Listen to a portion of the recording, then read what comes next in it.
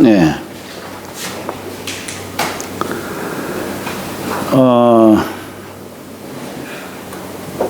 오늘 뭐 역점 하려고 했는데 제가 이 시초를 가져오지를 못했네요. 그냥 이야기로 이렇게 하도록 하겠습니다.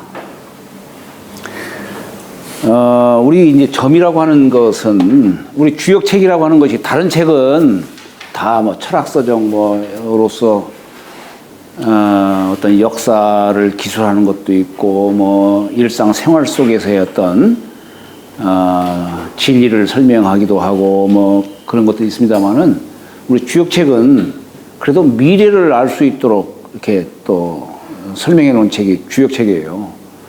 그래서 우리 주역을 공부하는 사람들은 또 이 점치는 것도 또 알아야 될 필요가 있습니다. 보통 우리가 점이라고 하면 이제 점복자에다가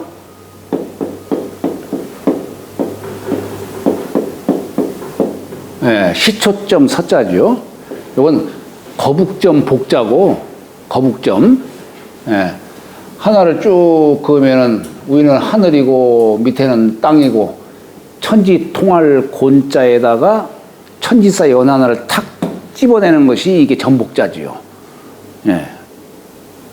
그리고 서자는 대죽변에다가 무당무자를 쓴 거예요. 천지를 통하게 하는.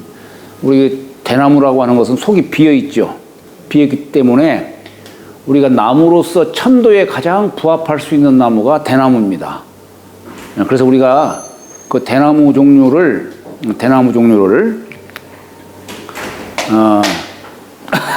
그래. 5개. 예.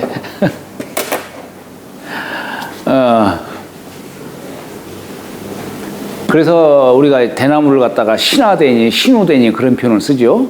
귀신 신자에 돌 우자, 신이 돕는 나무다 해가지고 우리 신우대라는 그런 표현도 합니다. 어쨌거나 이것은 우리가 대나무 작대기 산까지라고도 하는데 대나무 작대기 50개 갖고서 점치는 거예요. 그게 거북점은 거북 껍질 갖고서 점을 치는 거죠. 그런데 이제 역사적으로 보면은 아마 처음 태초에는 시초에는 거북점이 유행했을 것 같아요. 거북점이. 우리가 역사적으로 보면은 사실 시초점이 유행했던 때는 언제냐면은 주나라 때입니다. 주나라는 주로 시초점을 쳤어요.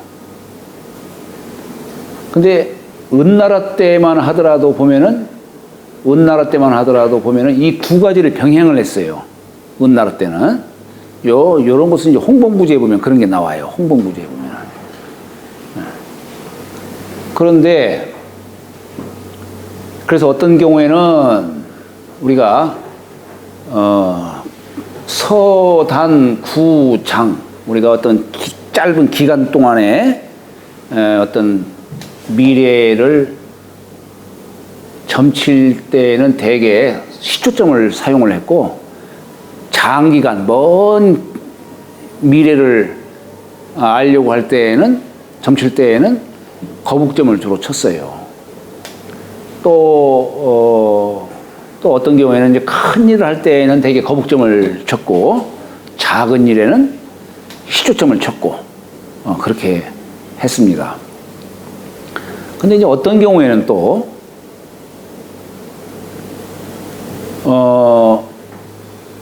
시초점을 치고 나서 그리고 나서 그걸 다시 거북점을 또한 치는 경우도 있어요. 그래서 이게 양자를 이렇게 혼용해서 같이 점을 치기도 했었는데 근데 이제 주나라 때는 아마 이게 계속 쓰다 보니까 아마 이게 좀 또 풍기했던 모양이기도 하고 그러다 보니까 주나라 때 와서는 이제 대개 시초점을 중심으로 많이 이렇게 유행했던 겁니다. 이제 공자 때에는 요 시초점을 위주로 공자가 이제 점치는 방법을 설명을 했죠. 거기 저 개사전이라고 하는 데 가면은 대연지수 50이니 대연수가 50이 있는데 기용은 46이라. 그것을 쓰는 것은 49개다. 분이 위하야 이상량하고 이걸 둘로 나누고 또 하나를 집어가지고 또 새끼손가락에다 걸고 네씩 세고 뭐 나머지 수 집어넣고 뭐 이런 식으로 해가지고 점치는 방법을 공자가 자상하게 거기에 설명을 하셨어요. 그런데 이 거북점 치는 법에 대해서는 말씀을 안 하셨어요. 어쨌거나 주자 당시에 이 거북점 치는 법이 상실됐음을 애석혀기는 그런 글이 이제 주자의 그 글에 실려 있습니다. 그래서 여기도 보면은 맨 처음에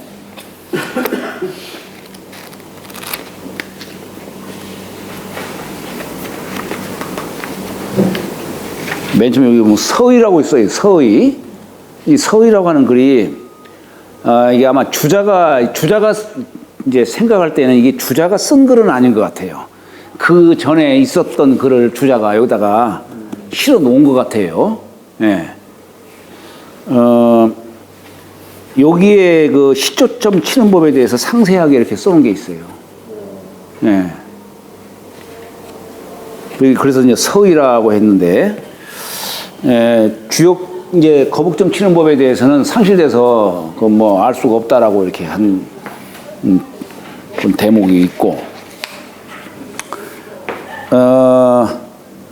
여기 보면은 이제 역점이라고 해가지고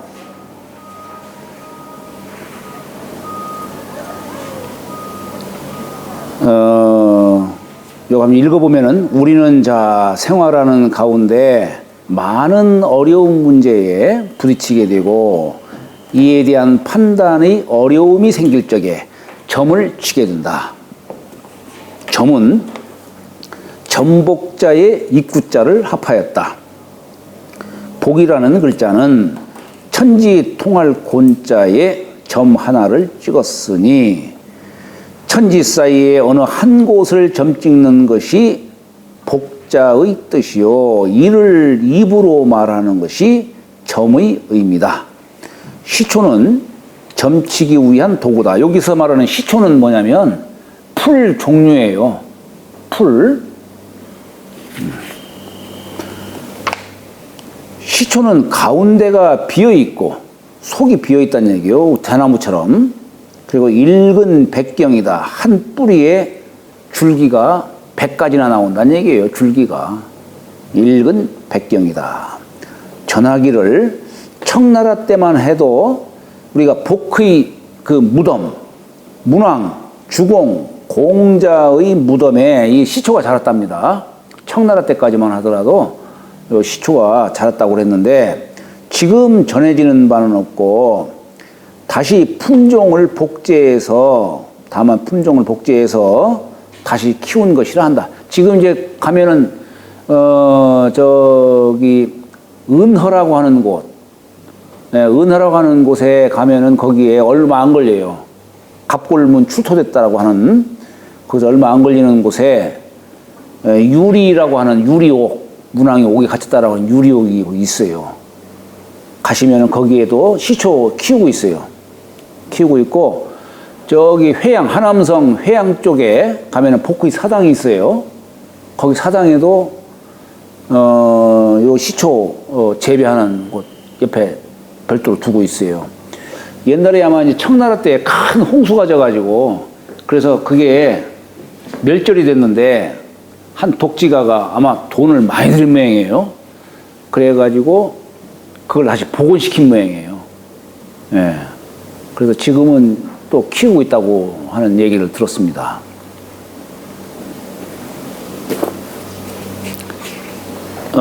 여기 우리가 이제 여기 216쪽에 보면은 우리가 점을 칠 적에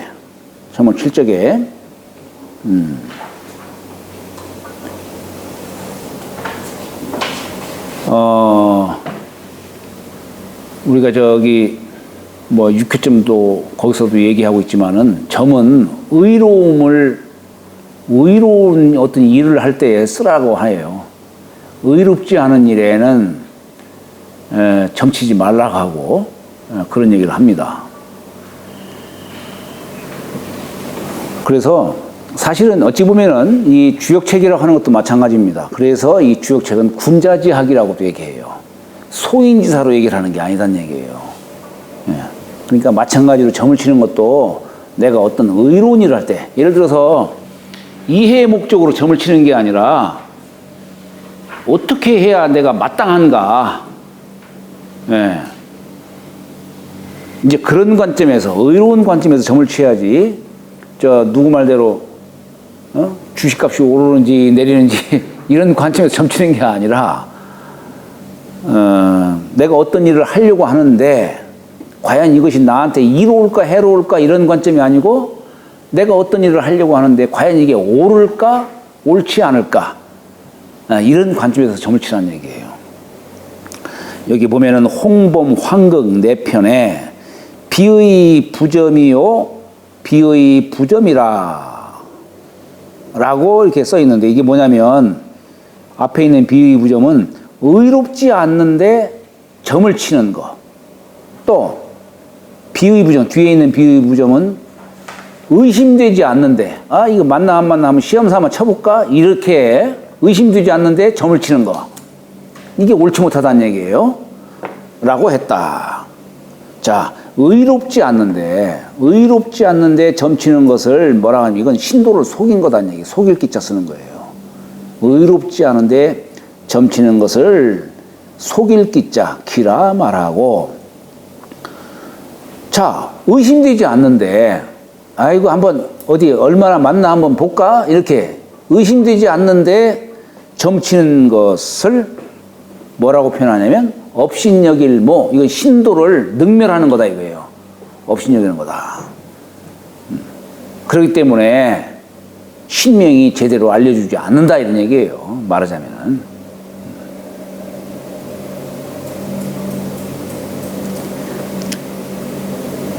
다산 선생은 그런 얘기도 해요.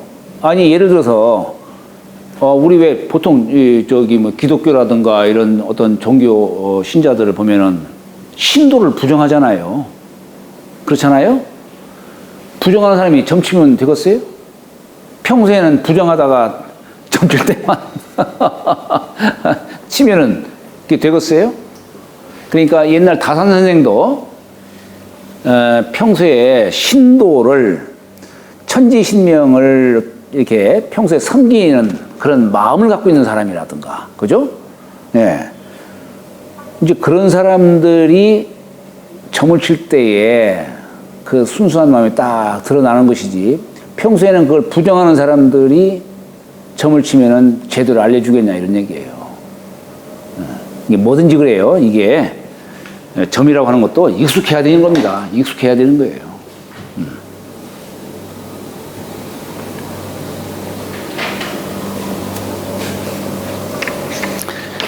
그래서 이게 옛날 사람들은 천지신명을 섬기기를 마치 효자가 부모를 섬기듯이 했다.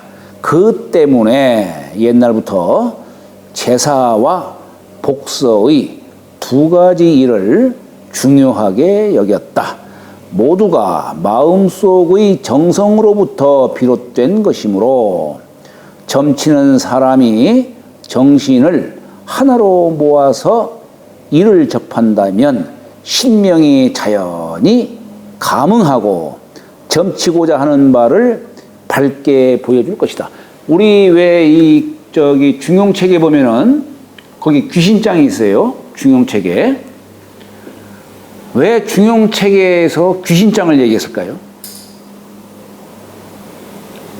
네? 우리 중용이라고 하는 이 것이, 이거 뭐예요?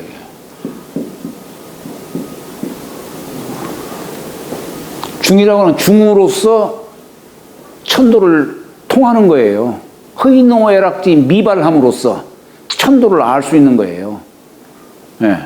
그러니까 천도를 이 중으로서 알 수 있는 거예요. 용은 이 중을 지키는 거지요. 그대로 유지하는 것이 용의 뜻이죠. 예. 그렇기 때문에 이 중으로서 천지신명의 도를 알 수가 있다라는 겁니다. 그렇기 때문에 이게 중용책이 귀신장도 얘기하는 거예요. 근데 귀신장에 거기 뭐라고 써있냐면은, 예.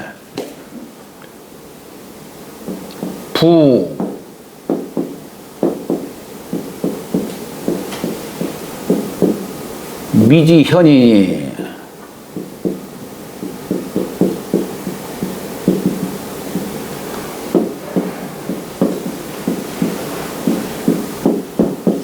성지 불가 어미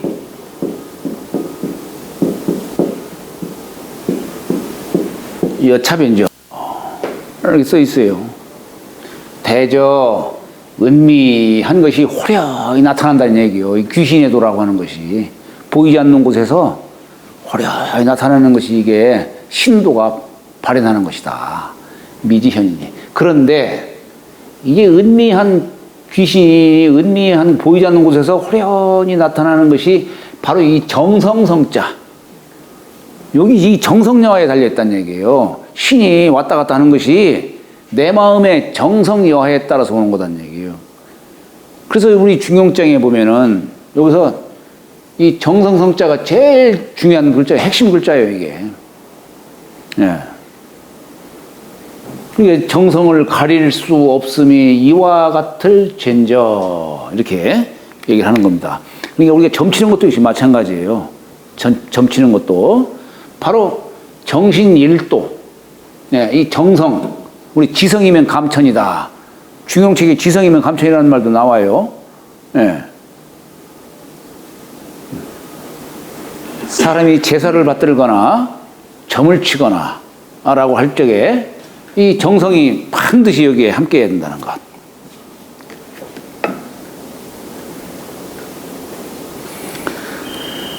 그러면은, 자, 우리가 점치는 목적은 뭡니까? 점치는 목적은. 작게로는 나 자신의 길흉을 알기 위해서 점치는 거예요. 크게로는 성인도 때로는 점도 쳐요. 점 안 치고서 뭐 알 수도 있겠지만은 성인이 점치는 목적은 뭐냐면 우리 구약에서 말한 것처럼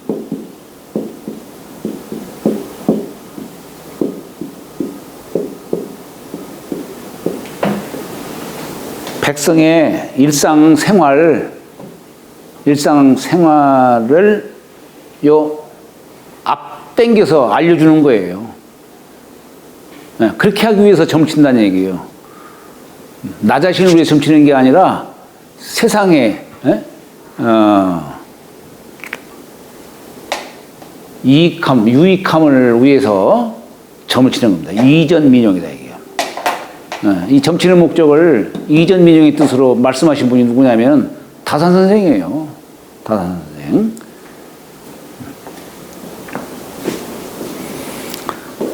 그리고 백성들이 비리를 행하지 못하도록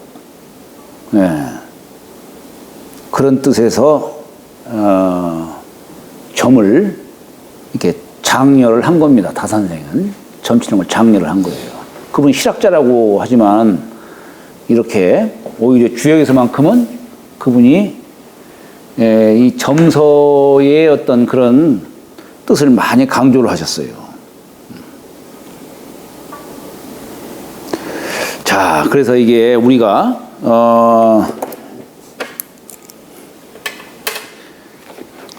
여기 보면은 이 그림이 여기 이게 나오죠, 여기 그림이 나오죠. 예, 요 그림이 여기에 이제 옛날에는 시시를 뒀어요. 시시를 아까 여기 서의에 요런 내용을 담고 있어요. 요 시시를 둬가지고 거기에 보면은 여기가 이제 시초를 둔 곳, 여기 시초통이 있어요. 시초통. 통이 있고 그 옆에 이렇게 아래에 이렇게 세워둔 게 뭐냐면 이거 격판이라고 해요. 격판이고 앞에는 이제 향로를 놓고, 그다음에 이제 그 앞에는 향합. 옛날에는 저기 향나무 깎아가지고 이렇게 뭐 했겠죠. 그리고 옆에다가는 뭐 이제 당지, 이제 뭐 저기 종이를 이제 놨겠죠. 종이를 놓고, 그 옆에는 이제 벼루를 놓고, 그 옆에다가는 이제 붓을 놓고 벼루를 놓고, 그 그림이 그와 비슷하게 돼 있어요. 요것들을 이해를 못하면은 여기 서의 이거 읽어 나가지 못합니다. 이게 격판에도 이제 소격, 대격이 있고 뭐, 그래 저도 언젠가 나중에 한번 주역 박물관을 내가 한번 세운다면은 시시를 하나 이렇게 딱 쳐가지고 거기다가 여기에선 말하는 것처럼 딱 규격에 맞게 한번 이런 것을 갖춰가지고 사람들을 한번 교육 체험을 한번 할 수 있도록 한번 좀 해봤으면 좋겠다 하는 그런 생각을 갖고 있어요. 이게 예기책인가 장자에 나오는 그림 아니에요? 아니에요. 아니에요? 어디서 많이 본 그림 같더라고요. 이게 제가 그리지를 못해가지고 어디 저기 인터넷 보니까 있길래 그걸 갖다가 여기다가 이렇게 해놓은 거예요. 좀 누가 좀 그릴 줄 아는 사람이 있으면 이거 하나 딱 그리면 참 좋은데요, 이게.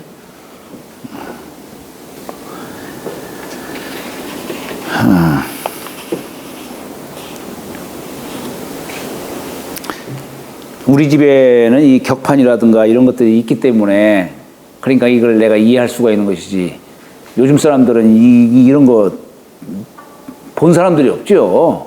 없죠. 우리 아버님이 이렇게 해놓으신 게 있어가지고 그 유품이 있으니까 내가 그걸 알 수가 있는 거죠.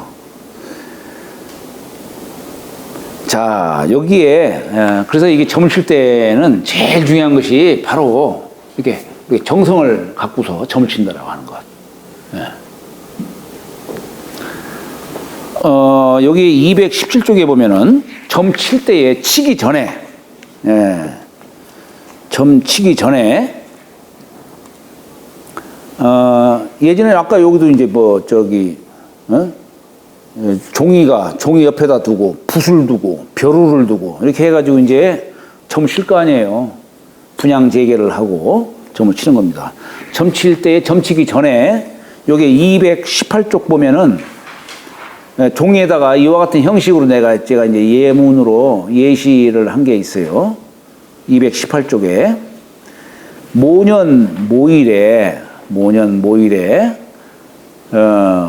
아무개가 어떤 일로 점을 치려고 한다. 이렇게.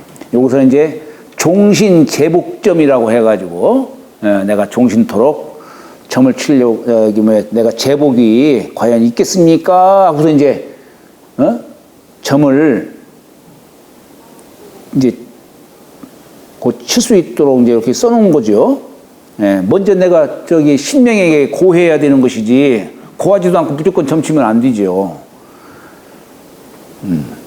그러니까 이 신명이 기, 수명이야 여향이다.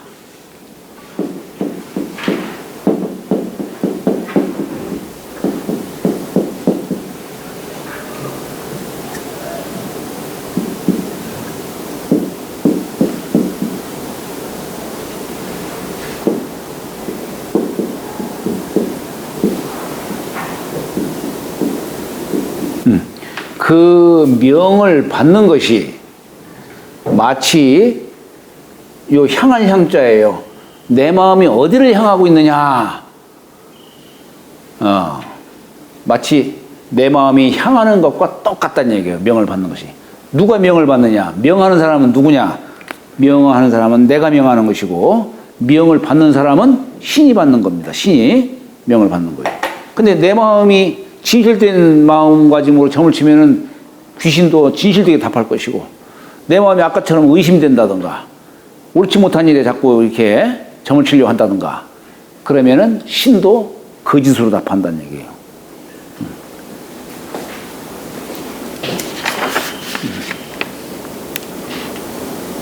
여기 30분이니까 잠시 쉬었다가 네.